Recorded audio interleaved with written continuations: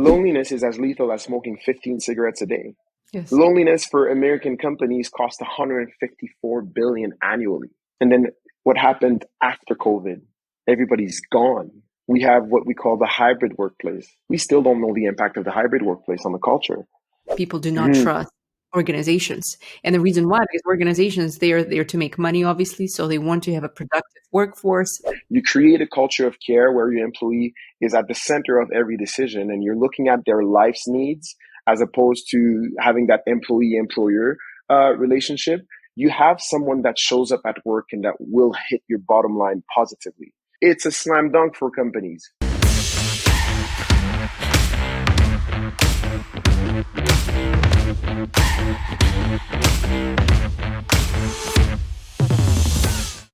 Hello, everyone. This is Annanesterovapodcast, and welcome to my podcast.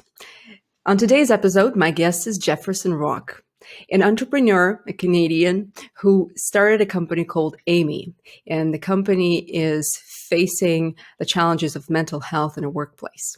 And today he will be sharing his story, personal and business, and we'll just have a fun conversation about his journey from being a trained accountant all the way to becoming an entrepreneur, a person who became an advocate for mental health, and just an activist in that area. Hi, Jefferson. Thank you so much for joining me today. Thanks for having me, Anna. It's an honor. Well, you are in Calgary right now. Am I correct? Yep. I'm in Calgary. Beautiful Calgary. Very sunny today. Yes.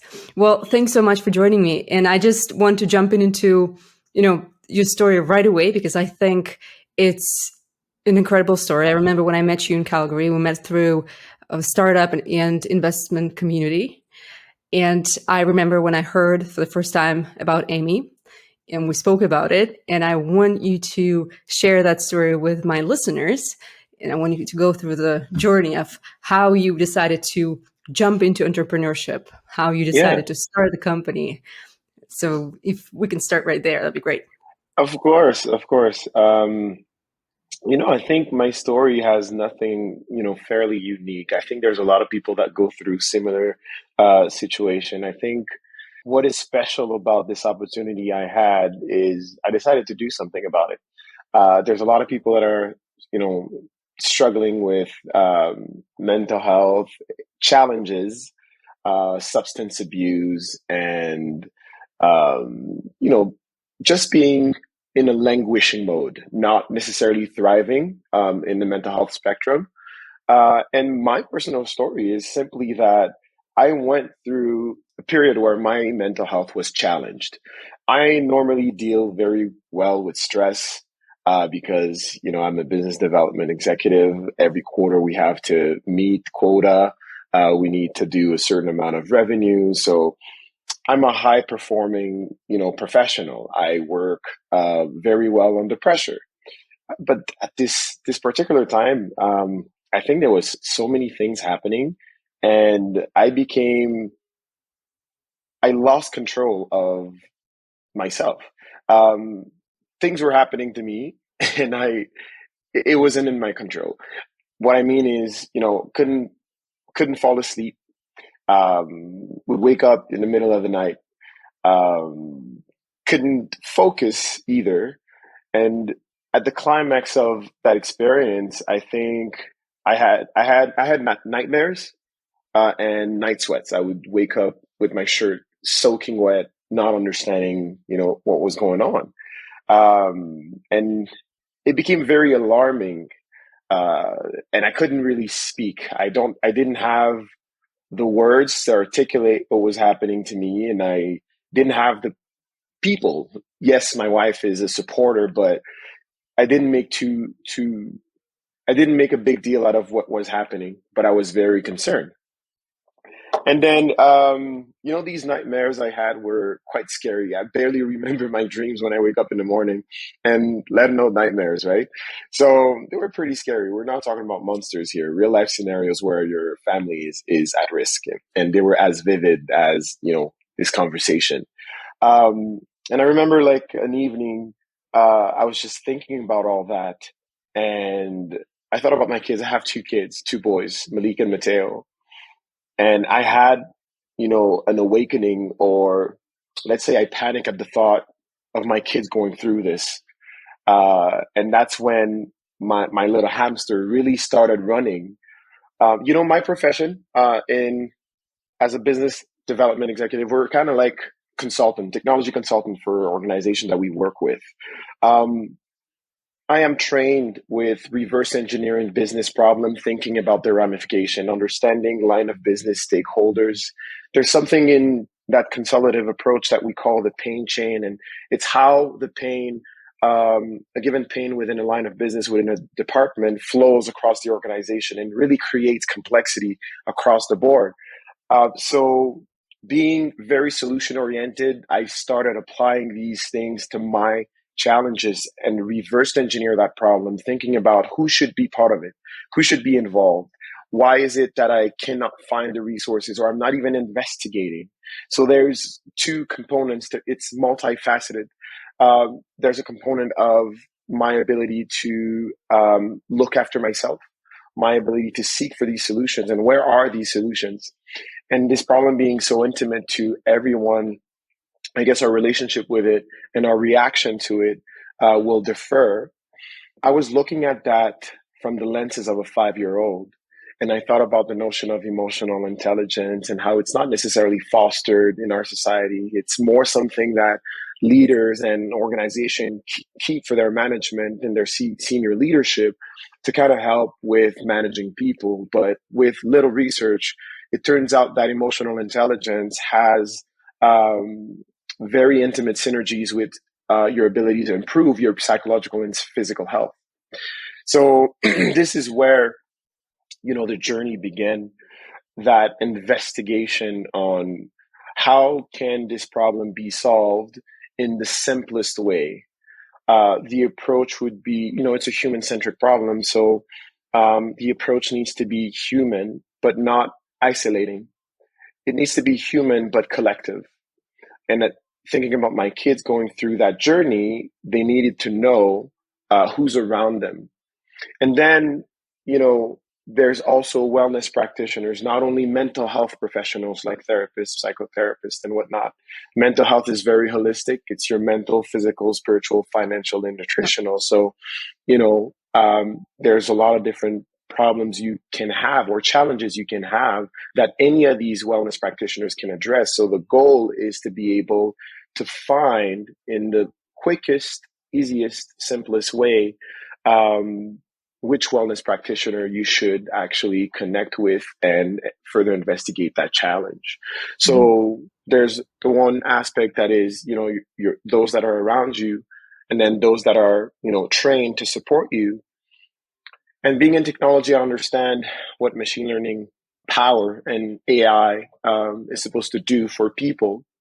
It should simplify the experience of wellness and bring people together. So there's three main components on, the platform and the value proposition. The first one it's the peer support engine. Who do you want to connect with? Who are those around you that you want to start normalizing these mental health conversations with? The second component is the wellness practitioners, and the glue in between is how we're building algorithm that supports that journey, that connects the two world, and that makes the experience of wellness less isolating, more collective, more preventative as well. Thinking about my experience and thinking about the possibility for my kids to go through this was just one step. But then when you're looking at how pervasive this challenge is in our society and in our world, you quickly understand how people deal with all type of mental health challenges at all time. So that's why our focus was to put the experience of wellness at the forefront rather than creating another painkiller. There's over 300,000 self-management applications in the App Store. You can do mindfulness, journaling, there's mood trackers, there's cognitive behavioral therapy, there's assisted therapy, there's telehealth, and there's a variety of versions of them. We didn't focus on, creating something to remedy the challenge when it occurs. We created something that is perpetual in the Mhm. life of an individual.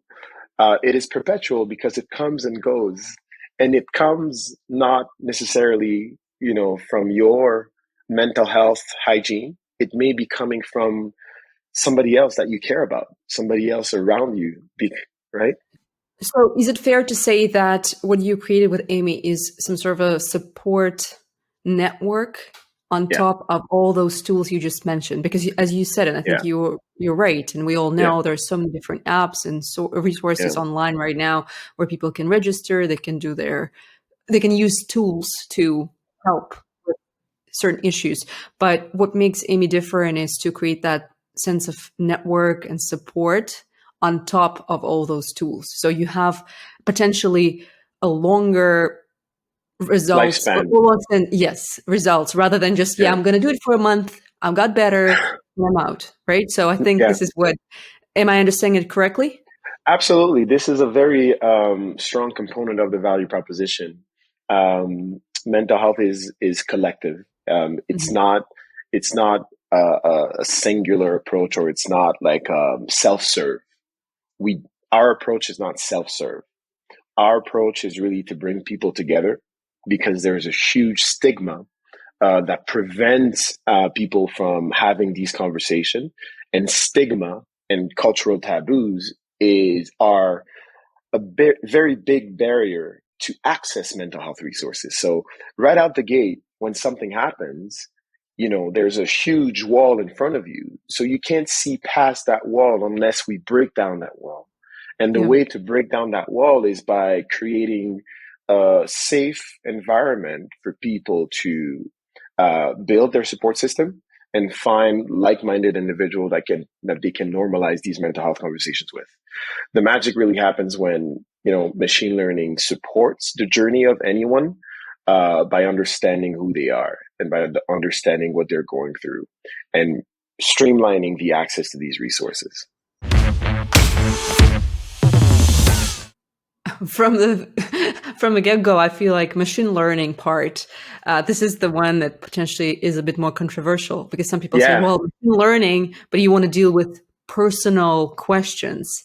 How do Hmm. you use machine learning to deal with that? Because people have that maybe negative Yeah. bias with machine Totally. learning. So how do you Totally. use it? It's just more of a learning the algorithm, learning how people are thinking or approaching certain situations, and this is where you introduce machine learning just to make it Yeah. quicker and connect with right people. Absolutely. Absolutely. So I'm gonna purposely be brief and a little vague, because it's part of the secret sauce, right? The Yeah. way we're using machine learning is how the magic happens.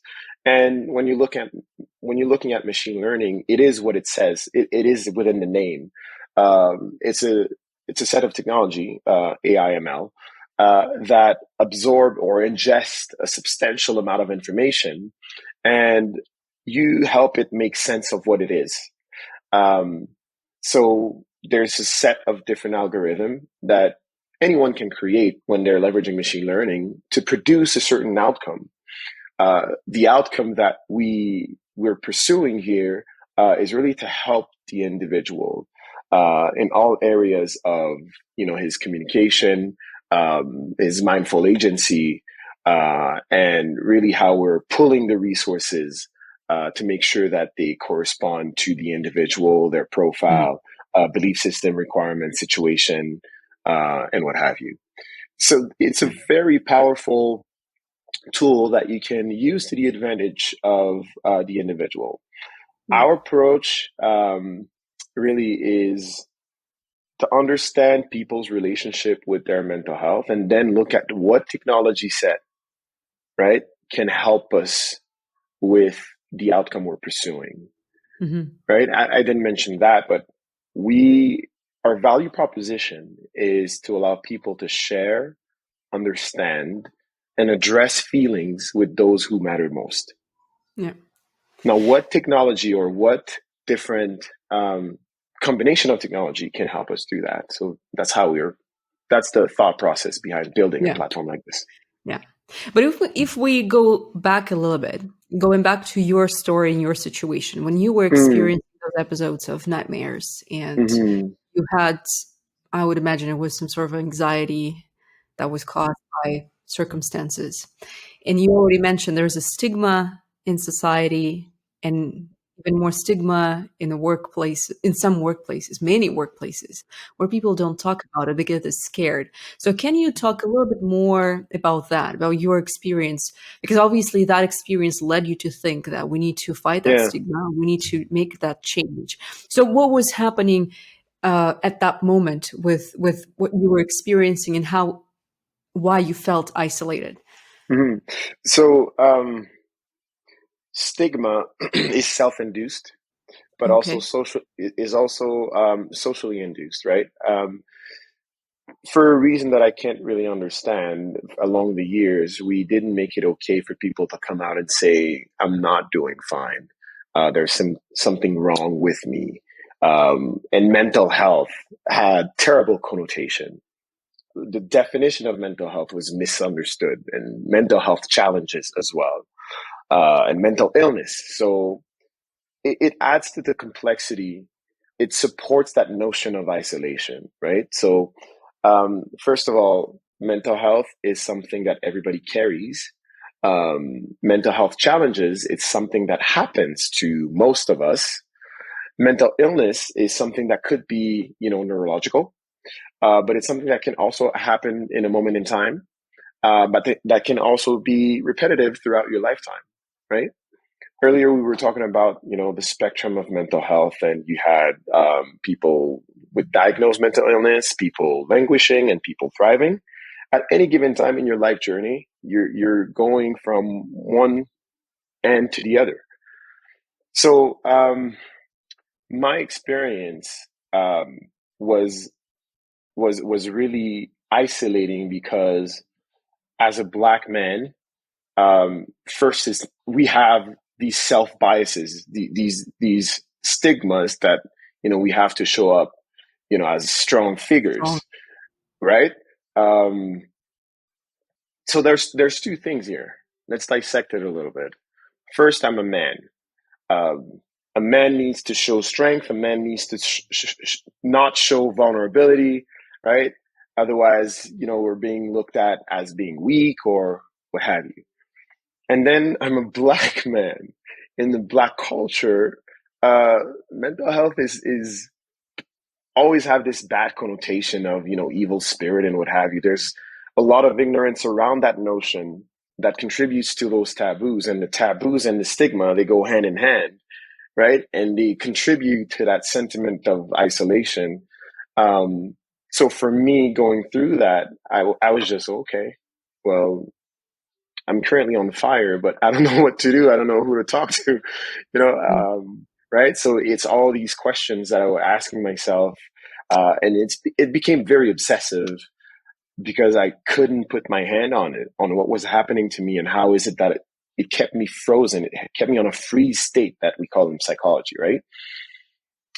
So that experience was pretty revealing. But then again, other things that contributed to the ideation stage is my experience. Like I said, it's not unique in any way, any shape or form, because at this very time where I was going through some things, some people around me were going through similar stuff.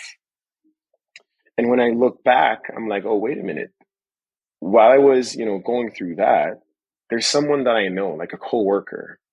He died by suicide, right?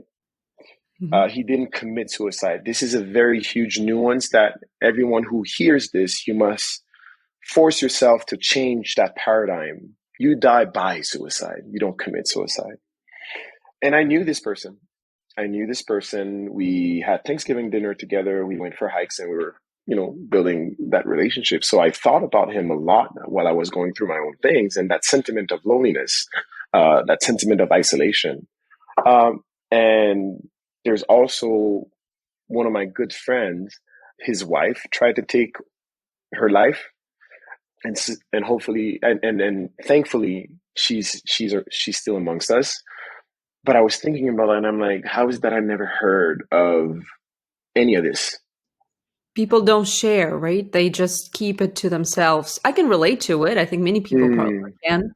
It's just you try to deal with it on your own, and sometimes you can. But I also think it's very important to acknowledge that there's a time where maybe you cannot anymore. And this is where you need to have that support system and feel safe to yes. share. Go ahead. Sorry. I just feel like what you're saying definitely resonates with me and stories that I heard and situations I've been myself, in the sense of that we tend to think I can deal with it on my own, right? But it's much harder to say, you know what, maybe I need some help. Maybe I need to go and talk to someone. And it's nice when you said you have a wife who was supportive, but what if someone who doesn't have that person in life, or they just feel, like you said, they feel uncomfortable saying, well, I'm weak Mm, at this moment because that's how you will think of me, not because you're weak. It's just, it's a reflection. fear of judgment. Yes, fear of judgment. You're right. Hmm. And, when you're looking at this challenge from a workplace perspective, Yeah. organization, they're really striving to do the right thing. Um, but from a corporate HR, the elephant in the room is that very few employees trust corporate HR because historically, and it's a known thing, HR is not there for the employee. It's there to protect the organization and at the Hmm. same time trying to do right by the employee. But because there has been reported situation where um, the relationship between managers and employees who leveraged those wellness resources or came out suggesting mental health challenges, they became targets, and there was repercussion in the workload, in the relationship, in their position at the company, and it's hard to heal. It's hard to heal from that experience where if I'm revealing some challenges, how are you gonna use that information against me? Yeah. This is still factual. This is still a reality, and this is another huge challenge that the organization must continue to invest and focus to address and alleviate. The lack of trust is combined with stigma, combined with cultural taboo, and let's face it, combined with the hybrid workplace where how do you foster trust? How do you foster connectiveness? How do you build relationship? All these things continues to make the challenges for organizations so much more complex Yeah. to help employees in their mental health journey. While you were saying all of it, I can see it 100%. 100%. It is true. And what you just said is probably something I would, yeah, something that if someone asked me, I would answer yes. People do not Mm-hmm. trust organizations. And the reason why, because organizations, they are there to make money, obviously. So they want to have a productive workforce. They want to Yeah. make sure people are at their, I wouldn't say maybe peak or best, but at least they're 80% there to perform the job they were hired to do because companies are paying for that time. And if they look at people who would say, well, I'll take time off or for certain reasons, not just once, but like it's going to be a repetitive issue. So they look Mm-hmm. at people as numbers and they calculate their potential losses so they can see, yes, definitely that's not something we want to keep in the company, even though they're not going to say it. Nobody's going to say it, but that's how they look at it. And from one hand side, I can see it. It's more on a productivity or goal setting Mm-hmm. metrics that they have. But on the Mm-hmm. other hand, the preventative approach that allows people to feel comfortable, allows people to open up in the situation when they face the problem, can hopefully offset that risk or that distrust that people have. But I don't know how to find that balance. And that's why I asked you if the preventative approach is the right approach. Do you think that's what companies could do to build that trust and build the relationship with their employees, saying that, you know what, it's okay, we can deal with it? There's a lot to unpack with Yeah. this comment that you said because you really touched on a lot of very important components. I don't want to go on a rant against companies. I think just like you said, they're here to make money, to bring value to their ecosystem. But also that value also means that they have to bring value to their employees, to their employees' life that are sharing that time. So it's not, the deal is not only I'll give you my time and you give me a paycheck. This deal is off the table today in our day and age. So I also want to recognize that organizations are doing their best. They have been investing more in the benefit package. They have been very flexible with adopting hybrid workplace. But we're all in this together. This is what I'm trying to say. Organizations are doing their part. Employees must do their part as well. They must be empowered to contribute to that collaboration and partnership. The second piece I want to say is that right now, when you're looking at the ecosystem, it's quite reactive. So as far as providing solutions to employees, these solutions are reactive in nature. I don't think reactive is wrong. I think we also have to think about proactive. I think it's a combination of many different things that can work for one organization, but not necessarily in another organization because the culture is very different. So all the solutions that are available, we categorize them and we see them in four different buckets. You have obsolete mental health platforms that provide a singular approach to wellness that don't encompass, the other areas of wellness. They're focusing and only on the mental aspect, not the physical, not the spiritual, not the financial, not the nutritional. But all these elements are pillars of wellness, right? And then you have self-management applications that you can find in the App Store. Some of them are grounded in science, others are not. So there's a lot of complexities to find what self-management application will work with an employee. And organization cannot just start buying everything for their employees. So they have, in some areas, gave a wallet, money in companies, in employees' wallet to acquire the self-management application that works for them. What's tricky here is that self-management applications see a utilization drop of 80% within the first 30 days. Yes. Right? I can be So, your person saying so. Because once you get right? better, you don't stick. You put it You back on don't the shelf, move on. right? Exactly. Yes. It's that painkiller that you pick. Yes. But then again, not because you've used cognitive behavioral therapy when you were depressed during, February of last year or 2 years ago, that, the next time there's something that happens, maybe CBT won't be that outlet for you. You know what I mean? And it's not as simple as that. It's very complex. And then in the other category, we're going to find employee and family assistance program. They have been around for years.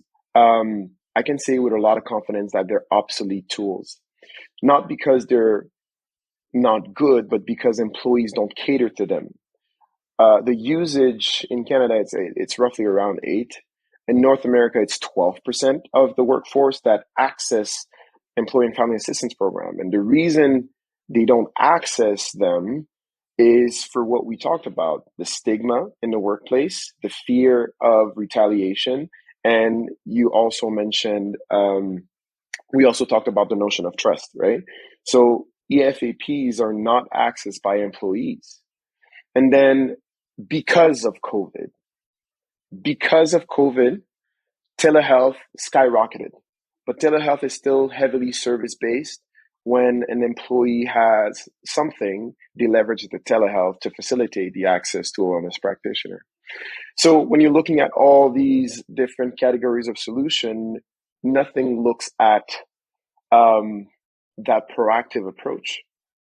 Nothing is looking at the upstream strategy to wellness. How do I make it that mental health becomes an integrated part of the organization's culture? How do we make it that wellness is one of the elements that we promote, that we advocate for, that we live by, that we make room for, that we make it safe for people to address their wellness the way they see fit? We believe that we have found the solution, and that solution is EIMHE. Creating safe spaces for people to talk about their mental health as a way to normalize mental health conversation, and helping them along the way, right? And that upstream strategy is not to replace what is currently available, but to complement. We're talking about, Anna, we're talking about a $16 trillion burden to the global economy by 2030. So we're 7 years from that. We're 7 years from a $16 trillion burden in absenteeism, productivity, presenteeism, benefit cost. So organization needs to stop looking at a one size fit all approach where, well, I have an EAP, I have an employee and family assistance program, mental health, check. It's not enough. It's not enough. They have done a lot, but there's a lot more that can be done. And now that we've looked at how do we how we put Band-Aid on the scar, let's look at how to be proactive. Mm-hmm. And our approach of promoting psychological safety is only one of them. It's still fairly a new area of focus, because before COVID, we were not talking about mental health the way we are now. And before COVID, the data was already showing how loneliness was a plague. Loneliness is as lethal as smoking 15 cigarettes a day. Yes. Loneliness for American companies costs $154 billion annually. And that's just loneliness, right? And then what happened after COVID? Everybody's gone. We have what we call the hybrid workplace. We still don't know the impact of the hybrid workplace on the culture. We're learning as we go. And when you think about how people want to be home and don't want to be at work, there's a huge challenge for the company's culture, where that sense of belonging, the connectedness, being in team, present, exchanging ideas, building relationship, building trust. How do you do that when you're in a hybrid model where the only way that I'm experiencing my relationship with you, Anna, is through a screen? Yes, it is an interesting question, and I am probably one of those people who is relatively old school, because I do prefer the interpersonal connections, real world, face-to-face Big time. interactions. But we Big time. are living in a different era, and we are doing what we are doing right now. Yeah. It's just becoming more and more efficient, and it's almost Mm-hmm. preferred by many people. So we have to adapt to this reality. So it's going to be an interesting path that we all going to walk or run, depending on how quickly the systems are going to be developing. Yeah, Yeah. totally. But I have a couple of questions for you on the business side of things. Because what fascinates me about your story is not only that you had that experience of personal challenges that you had to solve, and you found a way how to deal with them, but you also decided to completely change your lifestyle. You also changed the place of living, as far as I remember.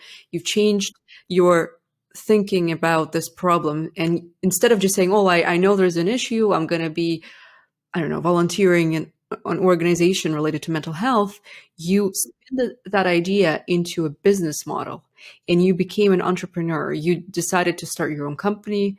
You heavily invested in getting out there, talking to investors, and building something, right? So that is the fascinating story to me, because many people, like you said, they think about it and know there's an issue, but they don't act on it, or even if they act on it, it could be a different type of action.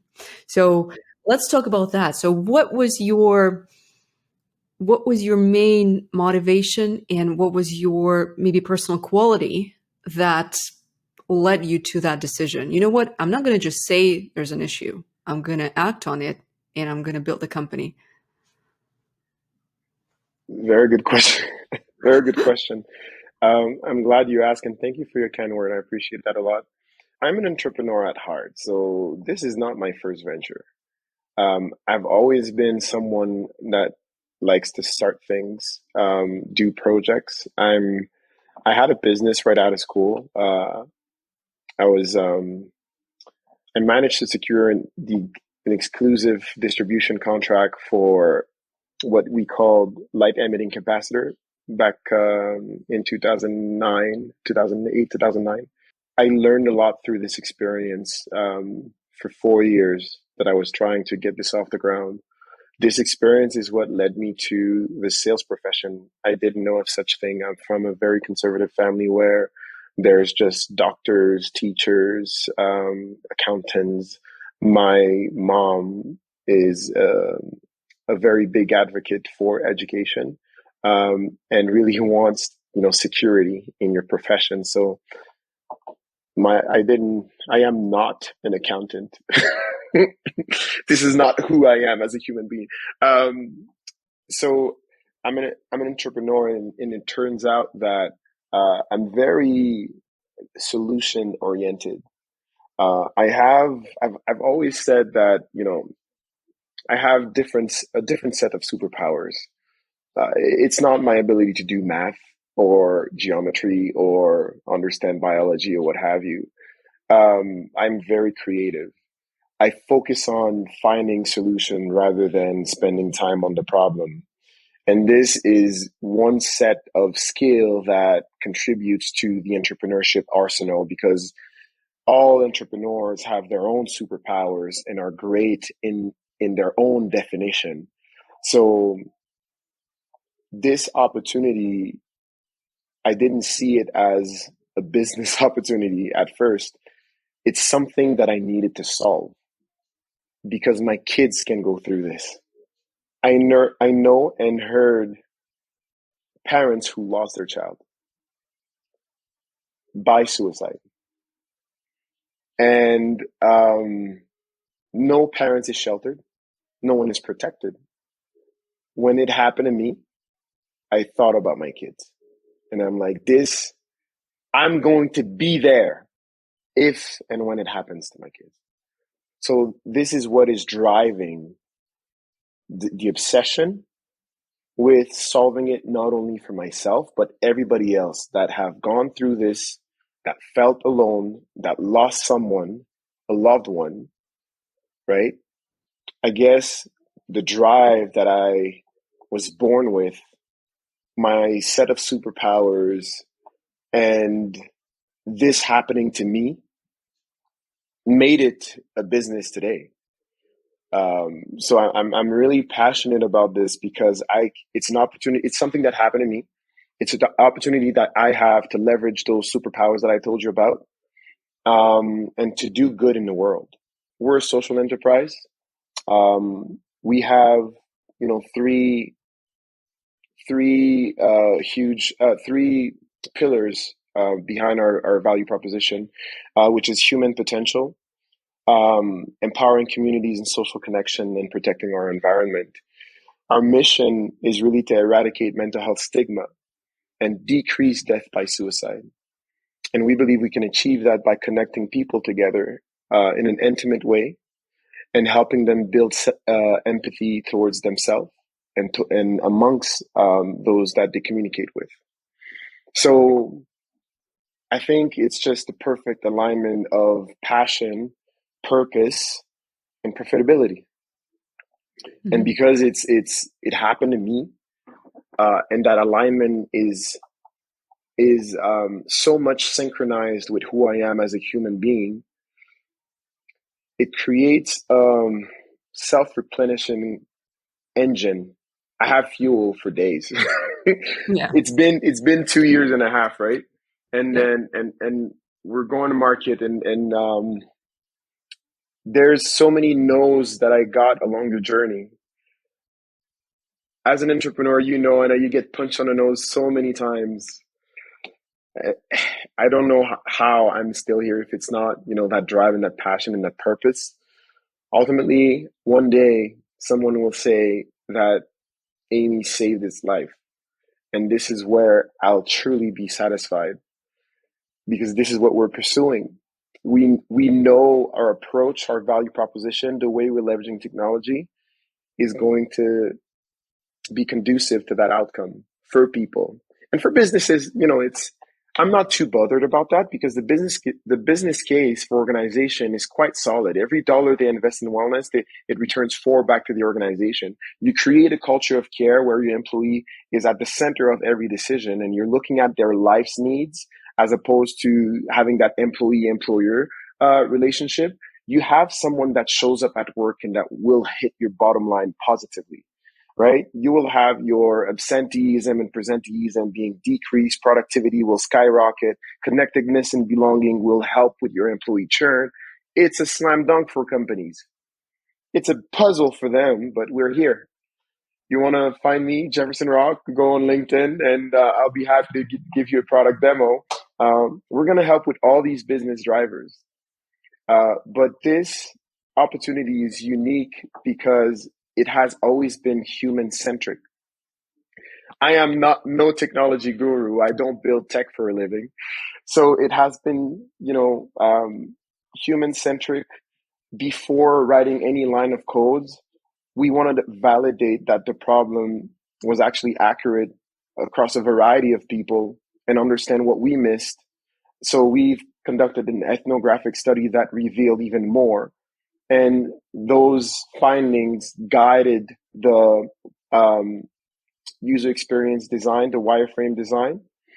And only a couple months ago, we started coding.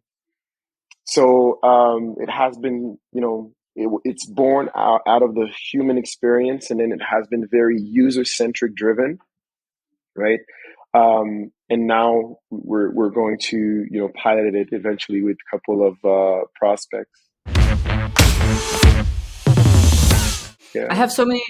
Well, first of all, I think it's amazing what you're doing and what you're saying. That's definitely the future, and I can see so much value in it. But I have so Mhm. many questions to you personally about Yeah, yeah. what you've just described, because it comes with all the glory that you have that passion, you have that vision, and you want to achieve that goal. But it also comes with so much pressure on you as a leader of the company, Yeah. as the person who needs to be there and show up every day, right? Because you have people working for you. You need to sell that idea to your team. You need to sell that idea to your investors. It puts so much pressure on you. So you have to actually have some sort of self-preservation as well, because you don't want to get into that rabbit hole of, again, having another episode of any type of, I don't know, anxiety or Yeah. any other mental health challenge that can come with entrepreneurship, with running a business, with being on deadline, with being short of cash. Or so how do you deal with that? Like, that's my question too, because obviously passion and goals are great, but how do you deal personally with those types of pressures? Uh, a very good question. Um, for all entrepreneurs, and I'd like to say mostly women, BIPOC entrepreneurs, Black entrepreneurs, the challenge is even greater because there is so much biases in the ecosystem with our ability to deliver and drive the business outcome that is expected from stakeholders, that is expected from investors, customers, and what have you. So the challenge is very immense. It's not only a Jefferson challenge, is those who look like me, people like you, and even the LGBTQ plus community. There's so much challenge with an entrepreneur that is coming from these groups. Now, the opportunity for me was to take a deep dive into understanding, how did I get out of it? And how do I maintain, healthy habits? How do I build the hygiene of wellness that allows me to perform? Mhm. Because entrepreneurship, and I'm not by saying this, I'm not shedding any, shade on any other profession, but it's a journey that is very hard. Like you said, it's very difficult in many areas. So knowing that you're embarking into that journey, it's your responsibility to find the ways that you're going to ride the waves. How you ride these waves is the mental health hygienes that you build, maintain, and develop. And this mental health hygiene is one, being open and talking about the things that are going on, not keeping these problems to yourself, making sure that you build, community and find those that can be with you along your journey to support that your moral going up and down. And then it's finding your outlet. What gives peace to your running thoughts? For me, it's working out. I've been working Mhm. out for most of my life, close to 20 years now, 37. I've been working out, and when I work out, I'm not even trying to grow muscle. I don't really look at that as a priority. But you will, again, the definition of mental health is your mental, physical, Yeah. spiritual, Yeah. financial, spiritual. So your fitness and physical exercise um, builds resiliency in your brain. For me, working out is how I build a resiliency. It's how I process my thought. It's my time with myself, right? It's therapeutic more than anything else. And then along the way, I found other tools that I use competitively at any given time. I will do a lot of mindfulness and meditation. I pray. So spirituality has a lot of links with your mental health. Not only the higher being that you believe in, but spirituality is really your sense of purpose and how do you find that purpose in life. And those that can support you finding that are life coaches and career coaches and things like that, but also pastors and priests for those who believe in a higher power. So for me, being connected to my God and to my religion, falling on that hope is another coping mechanism that I use. And then, something more practical is breathing exercise that I do when I feel like my head is heating up. So I pause, I breathe for 4 seconds, I inhale for 4 seconds, exhale for 4 seconds. I do that for close to a minute. And then it allowed me to just compartmentalize my thoughts. You gotta find out what works for you and what can become a habit. And I wish, my app was ready because I would totally use that, and Yeah. then just go to it and just investigate on what else can I do. Yeah. Because I compare the entrepreneurship journey as, professional sport, like, being in a big league, like the NBA, the NHL, and all that. You have to perform at that level. Yeah. And because you have to perform at that level, you actually need to train your brain and develop mental health hygienes that allows you to be present, right? Things are going to happen. You're going to get smacked on the face. You're going to get stabbed on the back, like it's happened to me, um, right? So when you have these outlets and you have found your coping mechanism and you have your network of people that you can go to, this is what helps support the journey. This is what helps you address the challenges, and really go through brick walls, around Yeah. them or over them.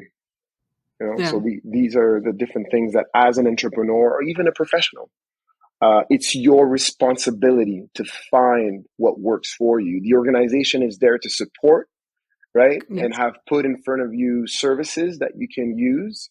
And for many different reasons, employees do not go to these services. Not all of them, right? But most of them. I think that's how I'm able to show up every day. And discipline as well. Discipline and being diligent plays a huge role. Like we were talking about earlier, it's Sunday, and I work every Sunday, most Sundays, right? And most Sunday, I will be in the office at 6 and I'll stop at 2, and then it's back to family. For me, it's my tribe and my unit that allows me to replenish energy. I need to spend time with them every day of the week. So I make time for that every day of the week. I don't watch a whole lot of TV. My social life is at the minimum. My priorities in life is my wife, my kids, my family, this venture, those that are around me, right? So for this short period of time that we're trying to change the world, this is what I'm focused on. And what helps me focusing on these things is really, my mental health hygiene. And I make it very intentional to do things that will make me feel better and give me headspace to address the challenges of being an entrepreneur. And professionals, you have to do that as well. Leaders, you have to do that as well. CEOs, you're not as strong as you think. We all know that you're crumbling under pressure and you're showing up a mask. You don't have to. We Or a know it heart now. attack in the emergency room eventually. Exactly, So totally. mask, So mask, mask, and boom, heart attack. It's exactly. just So if any CEOs are looking at this, no, stop. It's time to stop showing a front, right? Be vulnerable and lead by example. Be vulnerable with your team, your leaders, your managers, your employees. Lead by example. yeah, love that. And call me for a demo. By the way, talking about demo, like I loved everything you said. I 100% agree with you because I think it's important for people to realize that that's the only way to have your priorities right, stick to them, and maybe have a Mm, time frame, like you said. Right now, that's the moment of time that those are my priorities. yeah, I'm going to power through them, but it's not an easy journey. And everyone, I think, starts to realize that entrepreneurship, running a business, having a leadership role, it's not just, hey, we're going to just talk and say how everything is, nice and great. No, it's not that right sometimes, but you need to have those priorities figured and find a way how to manage them.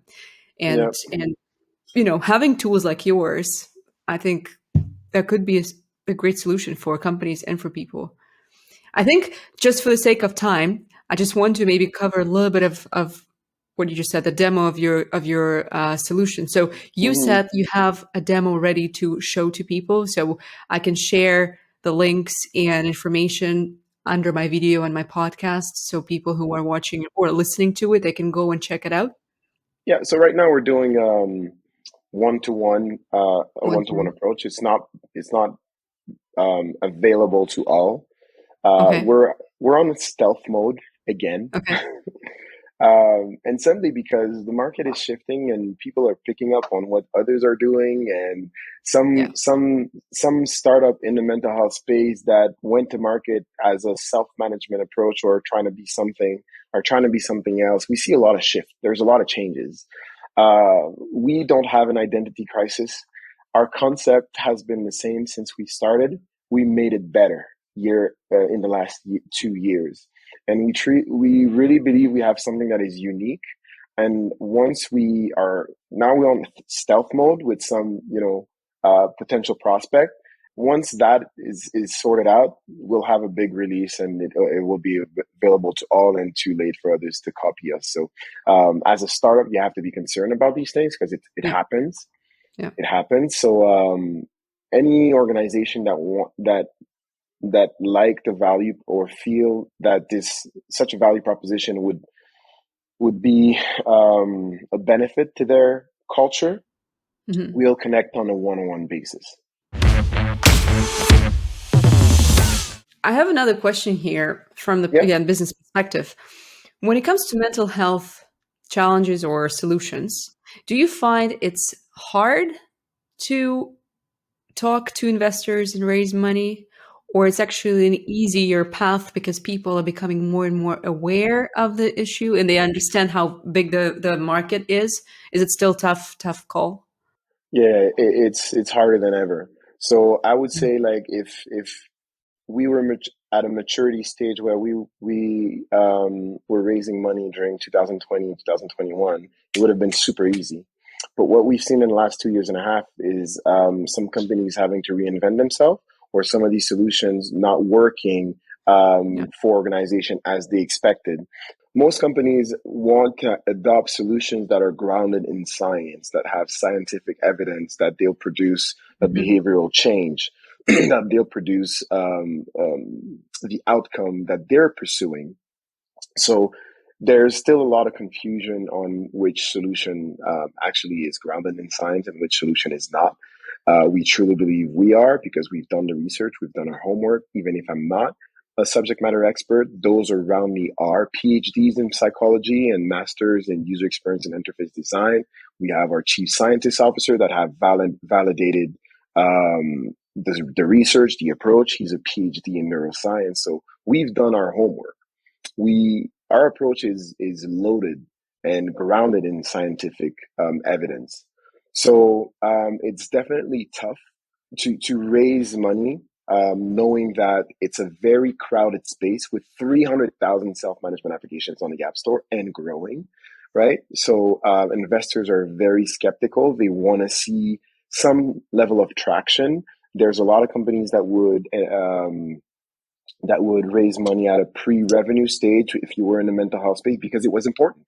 It was important. There was an urgent need, but not anymore. For the last year, it shifted. And even with the climate of the economy, it makes them even more cautious with investment. Even angel investors started behaving like venture capitalists. Venture capitalists. Right? So they're really looking for that market validation for these early adopters, revenue, and all these things. And we don't have that yet. So it's definitely a challenge to raise. Mm-hmm. But do you think you have a certain approach that helped you to be different? Because what I so far listened through, that your approach is not being another app or another source that is out there to add for Mm-hmm. self help. It's more of a, Mm-hmm. let's address corporations, let's address companies and build the culture inside them. So to me, that's the difference from what I've seen before on mental health uh, side of different businesses that I've encountered in the past. Mm-hmm. So Mm-hmm. is that something that is helping you to shape that value proposition in to become more attractive to investors? Would you say I got that right? Or is there anything else that you found that was actually helping you or was a good tool for you to succeed? So you're right. So we definitely believe we have our own secret sauce and we're unique in our own ways. That doesn't mean the criterias change from the investor's point of view. Mm-hmm. Again, if I had the maturity, if we had today's maturity in 2020, I would have raised money almost immediately, right? But because of how the market evolved, and even the investment scene, how they became a little more frigid with investment opportunities, the criteria did not change. We can claim to be unique as much as we want, unless we have some level of validation, acceptance. It's very hard to get these dollars, and that combined with, unfortunately, I have to bring it up, being a Black founder. The reality for Black founders to access capital is very sad. Only 2% of venture capital funds are allocated to BIPOC founders and women. 2%. Yeah. Here in Calgary, in 2021, those who receive funding from the municipality, 90% of them are Caucasian males, right? So the challenge of raising and finding, people that will not have these biases, not only for Blacks, but for women, for the LGBTQ community, for BIPOCs and other underserved or underrepresented community is real. I experienced it. It's very real. I think it's definitely getting better. There's openness, there's efforts, right? But it's a problem that is two-sided. The entrepreneur Numbers are still must. there. Mhm. Numbers are. So the entrepreneurs must show these signs of validation in the form of a letter of intent, of a customer promising to purchase, and I'm in the mental health space, so there's a lot of people that are looking for some sort of regulatory approval, because it's sensitive, data that we're dealing with, and how do we keep it secure, and the regulation around that. and such protocols as well. So for me, within this industry, is very, very complex to secure investment. It's not impossible. So the goal, again, how do I go about that, is really nurturing these relationships with VC partners, and telling them about what we do, letting them know about the traction we get, the response that we get, and just keep pushing and telling our message, you know. Yeah. Yeah. Well, thank you. Thanks for sharing all that. I know we are running out of time, and I think I have so many more questions, because I think the story itself and the cause that you have for your business, I think all of it is extremely important. And I wish we had more time so I can ask you all of my questions. So many. Yeah, next time you're in Just coming from Calgary, this no conversation. worries. But I want to just to say thank you for sharing all that, because it raised a lot of questions and a lot of thoughts in my head, hopefully in minds of my audience and people who are listening to us, so they can think about mental health issues differently. They can think about mental health in general from the society perspective, from a different angle, and hopefully that will change their mind about how they go around their own challenges, or maybe people that they know. So I think that's perfect. And obviously from a business perspective, people from the business community who are listening, I hope this brought some thoughts to them about how to go around challenges and raising funds, how to maybe change their strategy, right? Because I think it's all about strategy, how you strategize your business, and of course, finding their own way to deal with mental health challenges and finding that balance that you mentioned. So I think that was all very, very useful for the audience. I guess the last question I usually ask my guests before I let you go is the travel part, because I love to talk about traveling, and I ask my guests to share with me one place they would like to go, or if you choose to go next, and why would they choose that place? Do you have one for me? Yeah, I do. I would want to go to, I'm actually planning, once we meet our goals, to take the family to French Polynesia. Ooh, I want to nice. go, oh yeah, I want to go there because the water's so clear. Yeah, and it's so still. You can actually swim in it, and see your feet in the fish and all that. It's a beautiful destination. The scenery is amazing. Mm-hmm. So that would be that would be prime destination. I also like resorts. I like when I travel not to do anything, Just not relax. to have to think about food or whatever. I like resorts. So yeah. Oh, that sounds lovely. And I actually think traveling is one thing that helps me with my mental health. Because Hmm. when you switch scenery, you learn something, you see something nice, beautiful around you. It actually resets your mind and gives you that energy, right? Creative energy. So to me, it's also one of those tools. And from a business side of things, it's also a good goal. So if you want to save up some money, that's a good goal to have. I'm like, I'm going to save for this trip because I love it. I want to be there, and I know it's going to help me with resetting my own energy. So to me, it kind of covers two points: the Hmm. reset, and also to have a goal and something to look forward to. Anyways, Yeah. thank you so much, Jefferson. It was lovely talking to you. Great reconnecting again. And I'm Yeah. wishing you and Emmy great success. And I hope we will stay in touch, and we'll touch base soon. And I hope to hear great stories from you. Great success. Thank you so much for having me. Have a good Thanks. day. Thanks, you too.